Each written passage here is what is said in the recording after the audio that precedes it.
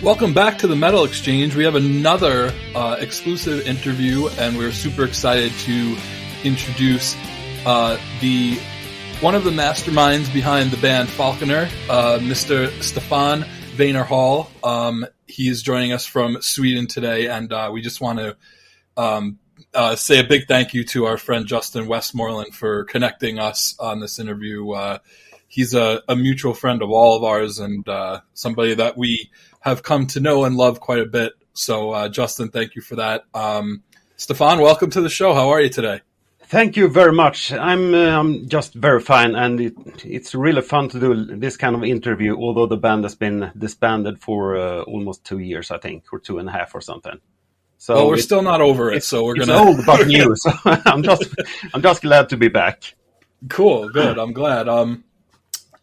We had mentioned that we were kind of surprised it's taken us this long to get to talk about Falconer, but I'm glad that we did, and we went back and listened to that original first self-titled album.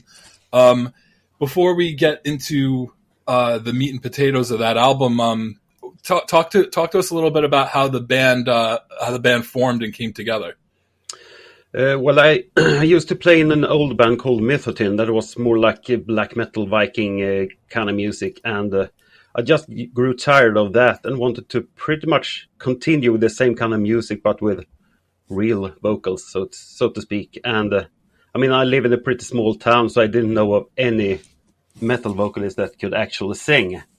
So I just asked around in the local music store, and the owner's own son used to sing at theaters and musicals, and I mean Broadway stuff. And that's not really my kind of tea, but he's gonna be able to sing on the demo at least. So that's how the ball got started. And I knew that from the start that my music wasn't really. It didn't sound like I wanted it to sound because I didn't really know how to play heavy metal. And then Matthias on top of that didn't know how to sing heavy metal. It sounded good, but not like I had hoped for from the beginning. But eventually I just thought that, okay, this is really, really, really good, but does it fit in the metal community? That's not. And what were you listening to at the time where you kind of moved away from the black metal and more into the folky power metal that you wound up doing? Well, Gamma Ray I was a big fan of Gamma Ray and Heaven's Gate, Nocturnal Rites, and of course Iron Maiden and Dio and all the good stuff. And I actually, when I heard Matthias sing, I actually gave him a couple of CDs with Accept. Oh, that's funny. And Heaven's Gate. This is the kind of vocalist that usually sing in this music. And I don't think he'll ever listen to it because it didn't make any impact. And I'm glad it didn't. I was just I can't imagine to stick out a bit too much. So I can't imagine him changing his vocal style to sing like a Bruce Dickinson or something like that. But I think that's part of the charm of Falconer, of course, because of course. It does have that distinct sound combined with vocals that are truly unique in the genre. Yeah, exactly. I think that was the draw, at least for myself. When I first heard it, I was like, wow, I've never heard anybody sing on a metal album like this before. It's really cool to hear something a little bit more theatrical, I guess would be a good word for it. But then with these very memorable guitar riffs that, like, almost every song starts out with a riff that just really sucks you right in right away. It was a really unique marriage between the instrumentation and the vocals. Yeah, a couple of guys that tried to do heavy metal, although they didn't know how to do it, ended up pretty original, I think.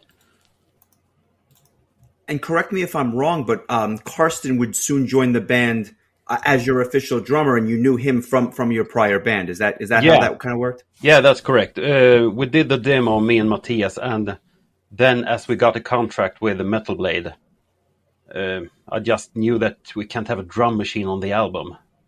Do I know any drummer? Yes, I know one, my good old friend. So the choice wasn't hard. And I mean, people that heard the demo actually thought that it was Karsten that played the drums on it because I thought of drums as he played them. I mean, he has shaped my drum thinking, or whatever you call it. So it was a natural choice. So it was just the three of you in the studio putting this one together? Oh, yeah. Okay, cool. I think the first and the second album, it was just the three of us. And I remember that I thought it was a bit dreadful in the studio since I had to put down all the rhythm guitars and all the bass. I mean, I was stuck in the sofa for weeks. And Karsten came in, it was over for 4 days or something. Right, and then it's easy to put the vocals on top, but you had to lay down everything underneath, essentially. Yeah. But I mean, I love to be in the studio, writing songs and recording. That's why I'm into music in the first place. Was the style of the music something that you always wanted to do? Like this was always your vision for when you started this band? Like you wanted to have this kind of power metal bass, but with kind of folk elements and a kind of I mean, you mentioned that like you weren't expecting to have a more theatrical Broadway style type vocals, but as far as the music goes, was that kind of your vision from the beginning? No, not at all. It's just my kind of playing. I mean, if you listen to Mythotin, I think that most people will hear that it's my music. It's just a bit more aggressive, but it's pretty much the same kind of melodies and the kind of epic signature of it. So when I just do music, it turned out that way. Then, of course, if you use the right kind of drumming for it, it sounds like power metal. If we add blast beats on it, then it's Mythotin instead. Okay. So as you go into the studio to record the album, how did you decide to kind of hook up with Andy LaRocque and Jacob Hansen, two of the bigger names of, in the studio? I love both of their work. So when I found out that they had, kind of mastered and kind of mixed this album, I was not only impressed, but happy to hear that because they're two of my absolute favorites. Yeah. Actually, Mythotin recorded their second album at Andy's place. And then we moved on. And then I think that I just sent the demo to him. And since his reaction was that positive, and I knew that I loved being in his studio, it was an obvious choice. But it was a bit hard too in the beginning because I knew that I'm not a good guitar player. I can't really put down guitar solos. And then I'm going to sit in front of Andy LaRocque and try to nail my easy guitar parts. And he just knows that I'm going to do that in my sleep. Right. Anxiety. Yeah. were there songs that that you had written like quick, like right away, right at the beginning that just popped out easy? And then were there songs that you kind of had to write towards the end to kind of fill out the rest of the album? Or did it all just kind of all come out all at one time? How was the songwriting process for you? I think the first song I wrote was Mind Traveler, and that was before Falconer actually came to mind. I just did a song that turned out that way, and that was like the first seed to Falconer. And yeah, it was the intro riff of Mind Traveler. That's the very, very first Falconer thing I ever did. And then it just rolled on with the demo. We retouched a couple of songs from the demo to the actual album, and I think that the opening track upon the Grave of Guilt was written 1, maybe 2 weeks before we entered the studio, like the last thing, because I thought that we need one more really fast song. Did you realize at the time, being that it was kind of the last piece of the puzzle, did you realize that you were going to open the album with it, or were you kind of coming up with something to open the album, or it just kind of naturally happened that way? Well, it's 20 years ago, so I know that it's thanks to Andy LaRocque that the album started with that song, because he loved the short drum intro and then the fast-paced guitars and so on. So a perfect opener, he said. And I can't really remember if I had another opinion or any thought about the first song, actually. So no, I think it was a good choice. It was the first song I ever heard by the band, and it just it took me by, I wouldn't say not surprised, but I mean it just grabbed me right away, just because of how I'm definitely more of a power metal guy. So like when I hear a song that jumps right out at you right away. Yeah. Like I'm more likely gonna stay tuned and listen to the whole thing. And so that really did it for me. But man, there are so many memorable songs on this album, and you listened to the episode that we did previously where we each picked a song, and I thought it was interesting that we each had a favorite song that was different from each other. But I mean, it's hard to argue that. I mean, any day, any one of these songs could be, a favorite. Do you have one that is a particular favorite of yours, or maybe it was just your favorite to maybe play live? Is there something that's just more memorable than anything else for you? Well, one of the songs that gets the most attention live is Mind Traveler, and it's really boring to play the song itself. That is a song that for some reason, I noticed this in Atlanta when we saw you, the crowd just eats that song up. They love that song. And I'll be the first to admit it sounds even better live than on the album, even if you don't, it's not your favorite to play, but it seems to really get the crowd going. Yeah. And I mean, that riff itself I think it's more memorable than the chorus, because the riff is so easy, so it's so easy to sing along or hum along with it. But apart from that, my personal favorite song, Quest for the Crown, maybe Royal Galley, which I actually think got really, really good as a acoustic version. I prefer that one, but yeah, the song itself is one of my favorites. Justin had mentioned to us that he went to the museum that the ship was in from the song Royal Galley. Do you want to kind of delve into a little bit of the history of that? Yeah, I think it was like our king back in might have been 1628 that had delusions of grandeur and wanted to be as big of a warship as possible, put more guns on it, and the constructor, so to speak, said, no, we have to have more weight in the bottom. No, more cannons, more pride. So it actually got too unstable. So as it just sailed out of port, I think maybe 20 minutes out of port, the wind just flipped it over because it was just too heavy and too tall. And they found the ship back in the 50s or 60s, I think. Really well preserved, because I don't think there's much air that in those waters. So, yeah, a fun and tragic story at the same time, so to speak. And so there is actually a museum you can go and see. Yeah. Is it like the entire ship, a portion of the ship? I actually don't know how much of the ship you see today is fake, so to speak, but most of it is real. Okay. And you can see it if you Google Vasa Museum. You see it there, and all the cannons and all the sculptures and everything. So very big proportion of the ship is actually preserved. And I think it's the best preserved 17th century warship in the world. Wow. And I mean, if that ship had sunk in the Caribbean, it would have been nothing left, because it's the different kind of water, so to speak. Too warm and too salty, and it would all just have rotted away. That's very interesting. You mentioned a quest for the crown, which was my song, the choice that I had made. This is like, I think, the first song on the album where it really starts out with a more kind of medieval kind of feeling to it, a folksy kind of feeling, and that I really enjoy that.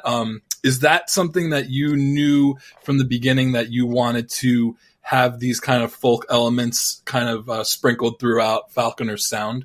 Well, most of the folk elements came pretty natural to me, but the more medieval sounding, I think I stumbled upon a short phrase or something that, this sounds like Old England. And then I couldn't really nail the song itself. And I'm actually a bit surprised that you didn't mention one thing in the last episode of your show, that the verse is pretty much a rip-off from Brave Sir Robin. Okay. Yeah. Brave Sir Robin is total rip-off. It sounds medieval and everyone thinks it's great, but I think a lot of fans has has called me out on that one. Well, that's why we have the interviews, so that you guys can fill in the gaps for us. I don't know which film it's from. Not Life of Brian. It's one of those movies, at least. Right. Yeah. But that song actually started off the medieval songs in Falconer's style. We had a couple of more in pretty much the same style. And what was the inspiration for the bonus track, which I'm not going to try and pronounce, but I thought it was a very interesting touch because the album, as tight as it is, it really, the bonus track provides a nice contrast to the rest of the album. And what was the inspiration behind that? I don't know if we might it have been Metal Blade that wanted a bonus track, and we didn't really. Actually, at that time, I hadn't written Upon the Grave at all. But actually, Matthias came to think of this old song. I don't know where he had heard it, or if he just had the note sheets from it. But he came in with it. And I mean, it's 17 verses with the same. Nothing happens in the music, actually. So I had to put in the riff and change the key and tempo and so on to make it interesting. But he brought the song to the band, and maybe this we can do something with. And why we chose a Swedish song, I can't really know. Maybe it just fitted our sound, and might have been a bit too brave to put it on the actual album. Although I think it's one of the most popular songs from the album. Yeah, I think it provides the perfect bonus track. I don't know that it fits, and I put that in quotes, fits the rest of the album, but it's perfectly placed at the end as a bonus track, in my opinion. And it's just it kind of fits the Falconer sound, but it's clearly obviously not a Falconer song per se. But the arrangement was very, very interesting to me, and that's why I wanted to ask a little bit about that. Yeah. After the album was released, I have a memory of just the rave reviews that the album got, because it was just, you mentioned Gamma Ray earlier. I'm a huge Gamma Ray fan myself, but it was power metal needed something a little bit different than the Gamma Rays and the Halloweens, the Blind Guardians, and this really provided that at a time where a lot of bands were kind of doing the same style as the forefathers, if you will. When you got those reviews, did you say to yourselves, like, this is something we want? Did you kind of view it as a long-term project for yourself and the guys, or did you just kind of ride the momentum after the good, the positive press? Yeah, I think it was the latter, actually, because we didn't have any plan. We were three guys in the middle of Sweden. We didn't know any other musicians in the big metal community, so to speak. So, okay, we get 9 and 10s in the magazines. Well, this feels a bit strange. Sure. And then people wanted us to start playing live, and we're not really up for that. And we don't have the guys for it. And am I going to stand on the stage trying to play those riffs like a rock star? That's not me. So a bit awkward when the success came, so to speak. We weren't really prepared for it. And I mean, we just did a fun thing, and it turned out really, really good. So yeah, and the band obviously would play some live shows as time, would go on. And obviously, you can't really say no to Wacken when you're 23 years old. You have to do it. You force yourself on stage at that point, because when are you going to have the opportunity to play in front of 60,000 people? Yeah, exactly. It doesn't happen every day, but the live shows would come. Obviously, you would release chapters, just a year later, and then Scepter after that, and the ball would kind of start rolling at that point. Yeah. I guess a twofold question. You would obviously come over to the United States for the first time 15 years, later, No, we came over in 2003, actually. That's right. You played it, was it in Ohio or something like that? Yeah, Cleveland, Ohio, at Brave Words, Blood and Knuckles. I was in my third year of college or university, whatever you want to call it. So I did hear about that. That was the first US show. Yeah. I was not there, but I remember that in Cleveland. That was a fest that was around for and this is really for the people that are listening that may not remember that particular festival. It was around for, I think, 2 or 3 years, and they had other European acts. I think, if memory serves, I think Eldritch may have played it from Italy at one point, or in one of those festivals. There was a really interesting lineup, but it didn't hang around for that long, and for whatever reason. And then I was just a lifelong patron of the Prague Power USA Festival. But what was that first, experience like playing in the middle of the United States? Well, when you come to the States, you feel more like a rock star because people take care of you in a different kind of way. I think it's funded in a different way in the States. I mean, when we came to Cleveland, we couldn't understand how can they afford to bring all these bands from Europe. There's maybe 500 tickets sold. It can't be a good thing. Right. But then we understood that it's funded through fans and stuff like that. And of course, if fans pay for the bands, they take care of the bands in a different kind of way too. And I'm not exactly sure how they got it to work, but it was fantastic. And I mean, our show at Prague Power, that's the highlight of our career. I think we really, I'm glad to hear that. It was just perfect, and it felt, for once, really, really good to be on stage. It felt like it felt like heaven. Otherwise, when we stood on stage, I always felt myself, particularly, a bit awkward because I never really felt like I belonged on the stage. I belonged in the chair making songs and recording them. Running around playing Bruce Dickinson on the stage now. That's not me. Leave me alone. Right. Well, the response to that set was phenomenal, I have to say. And I mean, we're going back to September of 2015 at this point, which was when that show took place. But what struck me as really kind of interesting was that you really and it was billed as the last Falconer show, so everyone in that crowd kind of knew that this was it for the live performance. But you played I think 18 songs, if I'm not mistaken. It was just a really full headlining set list where it was almost like going out with a bang type of thing. How was that set list constructed? And I'm not talking about individual songs, but did you just want to kind of hit stuff from all of the Matthias albums, or what exactly was the thought process there? Of course, we played the usual songs. Not that it was usual at all that we played live at all, but the songs we used to play, we took, of course, and then a couple of tracks that we've never played live, like The Past Still Lives On, for example. We've never played that one live. And I think that we had we asked a bunch of fans which songs they wanted to hear too. And of course, if we have that many songs, we need to have something happening in the middle. So we did 3 acoustic songs. We've never done that either, and that felt a bit hard to do because it's one thing play the guitar on stage and try to do it right, and then trying to play it with an acoustic guitar, that's even harder and a bit odd because I never play acoustic guitar otherwise. So yeah, some fans requested some songs, and some songs we knew that was pretty much going to be quite easy to rehearse for it. Were you able to add more to the set when you found out that you would be going on last, or was it were you able to do what you pretty much had planned? It was more like we had to do more since we were last on. Mm-hmm. We couldn't just do the regular set. Shit, we have to do more songs. Well,